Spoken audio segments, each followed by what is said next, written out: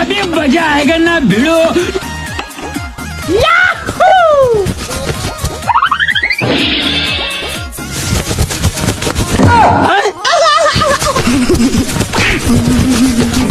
ये कहाँ फंस गया मालूम है.